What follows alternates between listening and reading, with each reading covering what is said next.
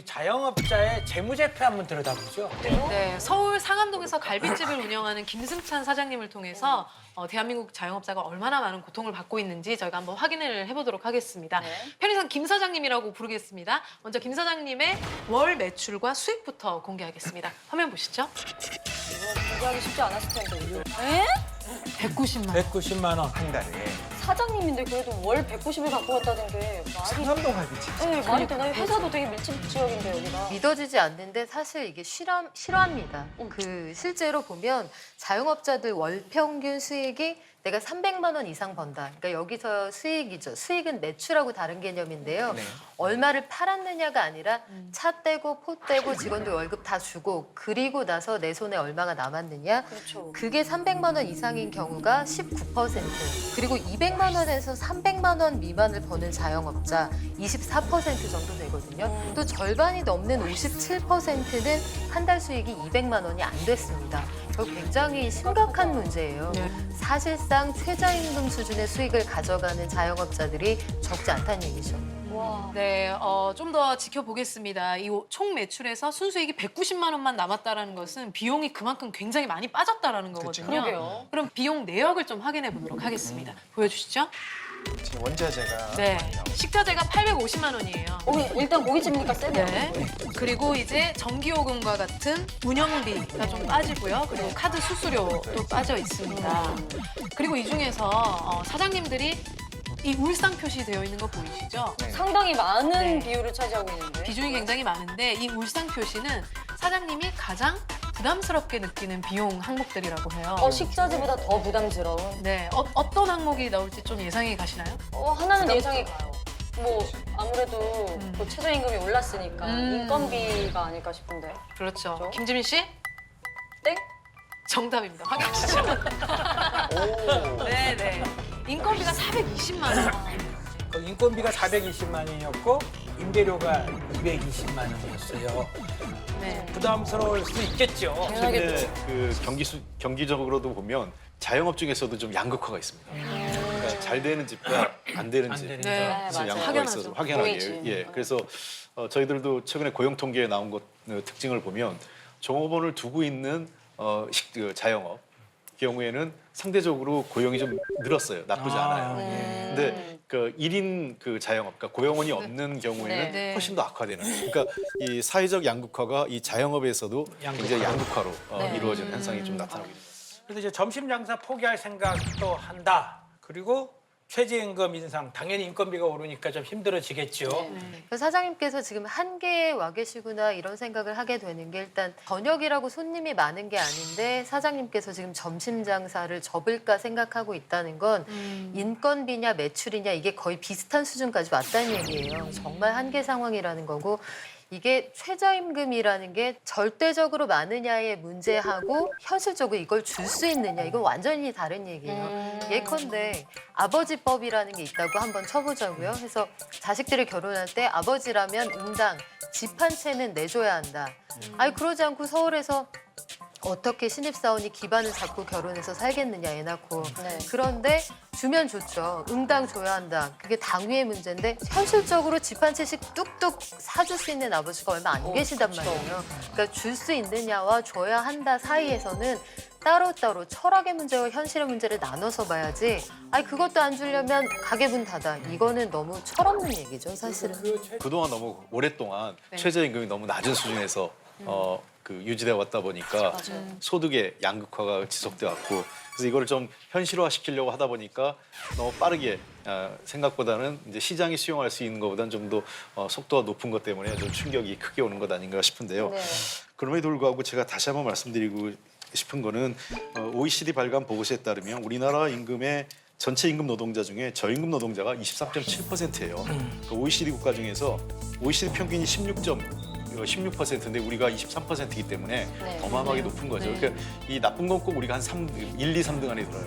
이게 3등인데 항상 1, 2등 안 되더라고요. 이게 사실 제가 안타까운 거는 최저임금 인상을 하면서 예를 들면 상가임대차법 개정이라든지 또는 여러 가지 골목상권에 대한 보호나 이런 소위 경제민주화와 관련된 내용들이 같이 병행했어야 부적격이 됐어야 이 충격을 완화할 수 있었는데 그런 개혁들이 지연되거나 지체되면서 네. 상대적으로 최저임금의 충격이 이 자영업자분들한테 직접적으로 가게 된 요인도 분명히 있다는 걸 생각합니다. 어떻게 보면 다른 것들은 너무 거대해요. 어떻게 보면은 임대료도 이제 대책들을 계속 내고 있지만 이게 뭐 임대인 임차인 간의 사적인 관계이기 때문에 제도적으로 어떻게 하기가 힘들고 카드 수수료를 만지려면 또 대기업과 이렇게 해야 되는 부분들이 있기 때문에 어떻게 보면 다른 대책들을 만지기는 너무 좀 그런 상황에서 자영업자는 이제 다른 건 너무 거대하니까 네. 어떻게 할 수가 없는 거죠. 그래서 계속 그러네요. 이렇게 몸빵하고 힘든 상황들이 생기는 것 같습니다. 홍익표 의원님, 네, 최저임금 인상 이게 최선입니까? 그거 어떻게 생각하십니까? 그 이미 속도 조절로는 들어갔고요. 네. 왜냐하면 내년도 그 최저임금이 10%라는 것은 이미 저 당초 대선 때 목표로 했던 1만 원은 현실적으로 가기 어렵게 돼 있어요. 그래서 다만 이제 이게 10%가 적당하냐? 그럼 뭐 8% 올려면 또 자영업 측에서 불만이 없었겠나? 저는 몇 퍼센트 올려도 인상되는 것 자체에 대한 문제점 계속 있었을 거라고 생각을 합니다. 네. 방향은 맞다고 생각을 합니다. 근데 아까 이제 우리 김 사장님도 이제 한 달에 이제 190만 원 정도 소득이 난다고 하셨는데 최저임금이 이제 이렇게 올라서 뭐 190만 원, 200만 원 가까이 된다라고 하면은 아까 이제 박연미 평론가님께서 얘기하신 통계대 보면 200만 원 미만으로 버는 자영업자가 60%라고 했단 말이에요. 네. 최저임금이 200만 원이 되면 사실 이 사람들이 자영업할 이유가 없는 거거든요. 그럼요. 더 적게 받는. 왜 일은 더 많이 하고 돈은 투자해야 되고 언제 쫓겨날지 모르는 불안감에 허덕이고 뭐 할 이유가 없는 거죠, 그죠? 맞아요. 저는 제가 자주 갔던 식당이 있었는데 얼마 전에 오랜만에 갔어요. 오랜만에 갔는데 손님이 일단 없고 메뉴가 너무 줄어 있는 거예요.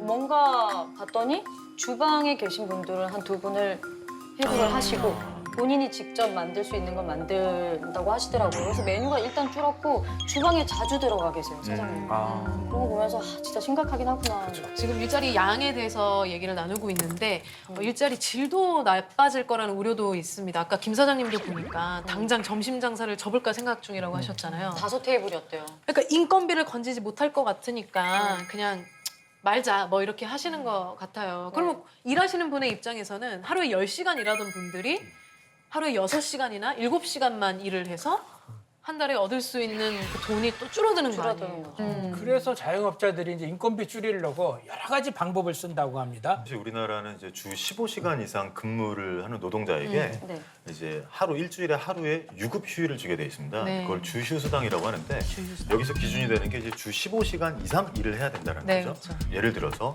어떤 A라는 분이 하는 일을 이분이 한 40시간 정도, 좀 60시간 정도는 해야 되는데 이분을 그냥 고용을 한다라면은 뭐 주휴수당이라던가 퇴직금이라던가 또 이런 것들이 4대 보험이나 이런 것들이 필요하니까 40시간으로 한 명을 쓰는 대신 네. 예를 들면 뭐 14시간, 12시간 이렇게 3명을 고용을 하는 거죠.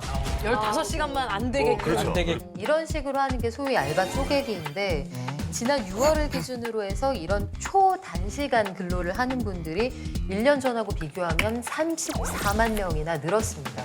아니 아까 최저임금 인상으로 인해서 일자리가 줄었다고 했고 이번에 알바 쪼개기 현상까지 나타났습니다. 자 홍익표 의원님 이래도 최저임금 인상 최선입니까? 잠깐 근데 눈이 점점 더 내려오시는 것 같아요. 괜찮으세요? 응답하라! 눈이 점점 더 이렇게 내려오시는 것 국정조사에서 같아요. 바뀐 것 같아요. 네. 저희들도 이 알바 쪼개기나 이런 그 사실상 이 노동법을 회피하는 거거든요. 이 중국말에 유명한 게 위에 정책이 있으면 아래 대책이 있다라는 말이 있어서 그런 어떤 법과 제도를 회피하기 위한 나쁜 그런 관행들이 분명히 존재하고 있는데 네. 그래서 이런 문제는 우리가 그 근로감독 제도를 통해서 네. 저희가 좀 면밀히 좀 살펴보고 있고요. 정부에서 중소상공인이나 자영업자들 대상으로 해서 일자리 안정기금 3조 원 포함해서 그 세제 지원까지 해가지고 4조 원 정도 네. 지금 예산 편성 이미 금년도에 돼 있고요. 이게 아직까지는 본격적으로 돈이 풀리진 않았습니다. 그래서 그 지금 계속 이제 그 금년도 신청된 수가 지금 소진되고 있기 때문에 하고 내년에도 그 비슷한 수준에다가 그 일자리 안정장이 편성될 예정이고요. 이 적응하는 과정이라는 것이 일정하게 6개월에서 한 1년 정도 필요하다고 생각합니다. 그래서 최저임금에 따른 혼란을 적응하는 데에는 약간의 시간은 분명히 필요하다 이렇게 생각합니다. 어우 많이 오셨다. 8월 29일이에요. 네. 네. 엄청 많이 나오셨다고. 자영업자 생존권 위협하는 최저임금 인상 즉각 철회하라. 자, 3만 명의 자영업자가 나왔다고 합니다. 그리고 정부를 향해 요구사항을 발표했다고 합니다. 어떤 심각한 거였죠? 사항이죠. 자, 우리 쿨가당 뭐 있죠? 비상대책위원회입니다. 오랜만에 이게 다 있네요. 네. 자, 화면 보여주세요.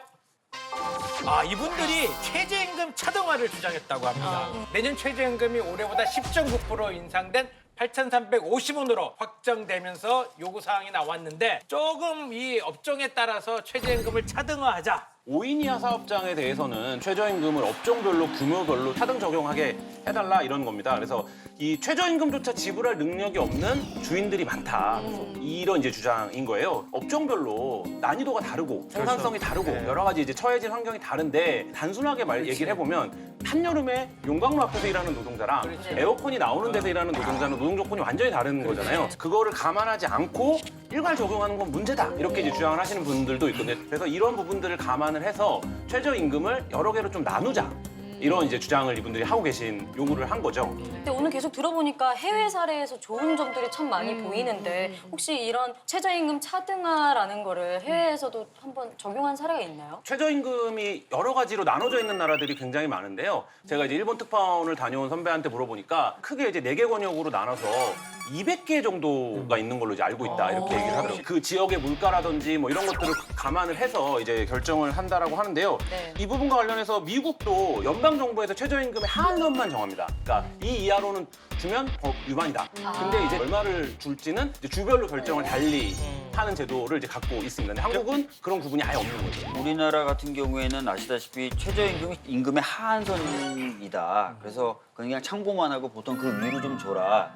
이렇게 적용되지 않고요. 네. 그냥 그걸 많이 맞아요. 주시거든요. 거기에 딱 맞춰서. 네, 그러다 보니까 이제 최저임금 자체를 자꾸 인상하려고 하는 거고 이왕이면 차별 없이 인상을 하려고 하는 거죠. 네. 어떠세요? 자영업자 입장에서는 좀 다를 것 같은데. 주시는 입장이니까. 네, 아르바이트 입장이 됐을 때 정말 너무 작은 금액이에요. 올라야 되는 게 맞기는 하지만 그냥 제 상황으로 한번 예를 들어서 말씀을 드려보면요. 네. 제가 커피를 한 잔에 3,500원을 받고 있습니다. 그러면 하루에 커피를 100잔을 팔았을 때 35만 원이에요. 한 달에 300만 원 임대료를 내려면 하루에 10만 원씩은 무조건 임대료로만 나가요. 그렇죠. 그리고 최저시급을 지급하는 아르바이트생을 고용을 해서 주휴상을 포함을 시키면 시간당 10,000원이 넘게 책정이 되거든요. 그렇죠. 네. 포함시키면. 그랬을 때 오전 11시부터 밤 11시까지예요. 네. 그럼 12시간 근무를 한 12만 원 정도는 이제 아르바이트 인건비로 나가는 거고요. 나머지 8만 원은 그럼 뭘까요? 재료비예요. 그러면 제가 하루 왼종일 12시간 동안 일을 한다고 해도 정말 자영업자는 인건비조차 안 나오는 날도 자영업자가 네. 사장님이지만 최저임금을 못 받는 네, 못 받는 경우도 아주 많이 있거든요. 그 임대료 상승이 거의 없다 그러면 최저임금을 약간 올리더라도 버틸 수 있는 거 아니에요, 자영업자들이? 사실은 뭐 저도 이제 자영업자분들하고 많이 대화를 나누는데요. 그분들이 본인들의 상황에 대해서 설명하는 표현이 있어요. 사람이 서 있으면 물이 차오르는 것을 예를 드시는데요. 임대료로 이미 한 허리 정도까지 차고, 그 다음에 이제 가맹 수수료로 어깨 정도까지 차고, 그다음에 카드 수수료로 거의 코미까지 물이 찬 상태에서 깔딱깔딱한 상태에서 최저임금이 올라가니까 이제 호흡을 못 하게 되는 거예요. 그래서 이분들도 최저임금을 인상해서 자신과 같이 일을 하는 사람, 고생하는 사람들에게 월급을 주고 싶은데 네. 사실 그게 안 되는 이유 중에 핵심적인 게 임대료, 카드 수수료, 가맹 수수료 이런 것들이다. 이런 것들을 좀 바로 잡아주면 우리도 당당하고 행복하게 같이 고생하는 분들하고 부를 나누면서 살겠다 이런 얘기 하시죠. 근데 얼마 전에 발표된 소상공인 대책에는 최저임금이 빠졌어요. 거기에 대해서 조금 보충 설명해 주세요. 최저임금 인상 부분이나 이런 부분을 좀 자꾸 폐지하라 또는 좀 속도를 조절하라는 말씀을 계속 많이 하시는데 워낙 우리나라가 지금 그 노동소득 분배율이라고 하는 그러니까 일하는 사람들이 전체 생산되는 부중에 가져가는 목 자체가 너무 작고 이게 빠른 속도로 줄어들고 있는 나라 중에 하나입니다. 그러다 보니까 나라 거시 지표는 굉장히 좋아요. 지금 수출도 아시다시피 사상 최대 규모로 지금 되고 있고 과학기술 투자도 세계 1위, 거시지표는 굉장히 좋은데 서민들의 삶은 너무 힘든 거예요.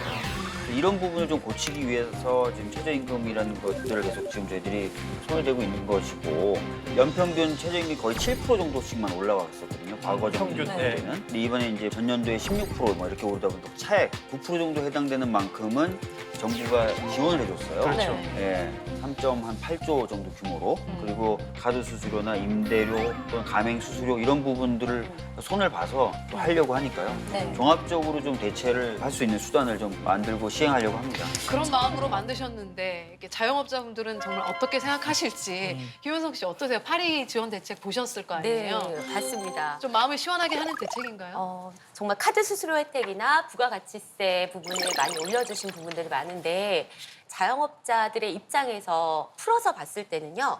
예를 들어서 부가가치세 금액이 지금 현재는 2,400만 원까지 해당이 돼요. 근데 그걸 3천만 원으로 올려주신대요. 근데 그게 연 3천만 원이에요. 매달 총수익으로 따지면요.